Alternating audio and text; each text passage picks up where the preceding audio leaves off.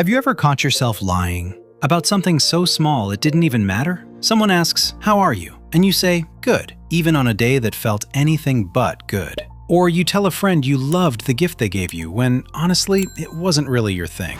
Here's the strange part. In most of these moments, telling the truth wouldn't have hurt you. Nobody was going to punish you for saying, "I'm having a rough day," or "I'm not really into this." And yet, you lied anyway. So here's the real question this video is going to answer. If lying isn't always about avoiding punishment, then why do we do it? Turns out, psychologists have been studying this for decades, and what they found is that lying isn't one single behavior with one single cause. It's actually 7 very different mental patterns wearing the same disguise. And by the end of this video, you're probably going to recognize yourself in at least 2 or 3 of them. Let's get into it. Reason 1. To avoid punishment or conflict. Let's start with the one that's easiest to understand, because it's the one we learn first, usually as kids. You break something. Your parent asks, "Did you do this?" And before you even think about it, the word "no" just comes out. This is the most basic form of lying there is. It's not complicated, it's not deep, it's a survival response. Your brain is wired to avoid threat, and at some point, telling the truth started to feel like a threat. Punishment, embarrassment, an argument you don't want to have. All of it gets filed under danger, and lying becomes the fastest way out. Here's what's interesting though. This reason doesn't disappear when we grow up. It just gets more sophisticated. Adults don't lie about breaking a vase anymore. We lie about being late, about forgetting something important, about agreeing to plans we didn't actually want to agree to, because saying no felt like starting a conflict we didn't have the energy for. So reason number 1 is simple. We lie because some part of us is still that kid, trying to avoid getting in trouble. Reason 2, to protect someone else. The kind lie. Now here's where it gets more interesting, because not all lying is selfish. Your friend gets a haircut they're clearly excited about, and honestly, it's not great. But you say, "It looks amazing on you." That's a lie, but it doesn't feel like one, does it? Because your intention wasn't to deceive them for your own benefit. It was to protect their feelings. Researchers who study everyday honesty have found something surprising. Most of the lies people tell in a single day aren't malicious at all. They're small, low stakes, and often told specifically to preserve a relationship, not damage one. This is what's called pro-social lying, lying that's meant to help, not harm.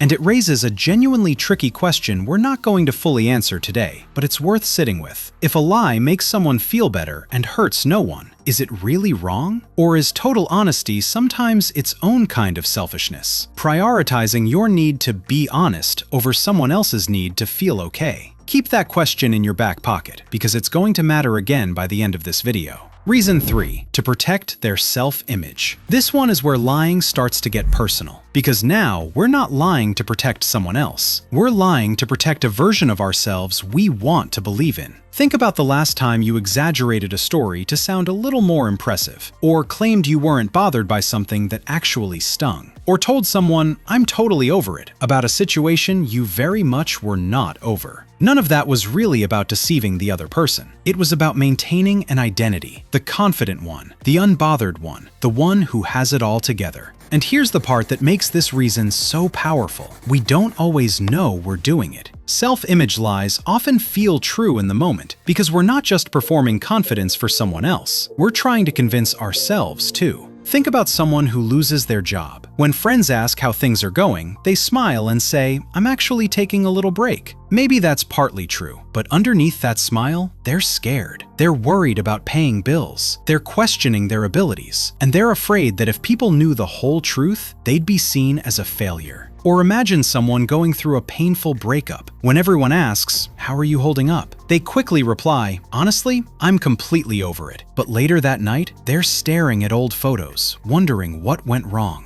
Sometimes we're not trying to fool other people. We're trying to protect the version of ourselves that believes, "I should be stronger than this." This is the first hint of something we're going to come back to later. Sometimes the person we're lying to is us. Reason 4, to gain an advantage. Now let's talk about the more strategic kind of lying, the one built around opportunity. This is the exaggerated resume. "Yeah, I've basically already used that software before" in a job interview. The social media post that makes a rough month look like the best month of someone's life, because looking successful has its own kind of currency now. This reason shows up everywhere in a culture that rewards the appearance of success, sometimes more than success itself. People stretch the truth about income, about work, about how well things are going. Not necessarily because they're dishonest people, but because they've learned that perception often opens doors that honesty doesn't. It's worth pausing here and asking yourself something honestly. Have you ever slightly oversold yourself? Not to hurt anyone, but just to get a fair shot at something you wanted? That's this exact mechanism in action. It's not always villainous. It's often just strategic self-preservation in a world that rewards confidence, even performed confidence. Reason 5. To fit in and belong. Here's a reason that doesn't get talked about enough, and it's one of the most human on this entire list. You're in a group, someone shares an opinion, and everyone agrees. You don't actually agree, but you nod along anyway. You laugh at a joke that didn't land for you. You say you're excited about a plan you're honestly kind of dreading. Why? Because somewhere along the way, most of us learned a quiet, unspoken rule. Standing out can be dangerous. Disagreement can create distance, and distance, to a social creature like a human being, can feel like a real threat, even when logically, nothing bad would actually happen. This is the same fear that shows up when people struggle to say what they really think, or feel anxious about how others perceive them. The lie isn't really, "I agree with you." The real lie underneath it is, "I'm not afraid of what happens if I don't." Reason 6. Habitual lying, when it becomes a pattern. Now this one is a little heavier, so let's slow down here. For some people, lying isn't a conscious choice anymore. It's a learned pattern that started a long time ago. Picture a child who tells the truth about something and gets punished harshly for it. Not just corrected, punished. What does that child learn? Not, "Don't do the bad thing." They learn something much more dangerous. Don't tell the truth about the bad thing. Over years, that lesson can quietly turn into a default setting. Lying stops being a decision made in the moment and starts becoming the automatic response to anything uncomfortable, even in situations where honesty would have actually been completely safe. This is important because it means some people who lie a lot aren't manipulative or cruel. They're running on an old survival program that was built in a completely different environment, usually childhood, and never got updated. Reason 7. To avoid an uncomfortable truth, lying to yourself. And now, the deepest reason on this list, the one that ties everything else together, self-deception. This is the lie that isn't told to another person at all. It's the lie you tell yourself so convincingly that you actually start to believe it. "I'm fine with how things turned out. I don't actually care what they think of me. I'll start tomorrow.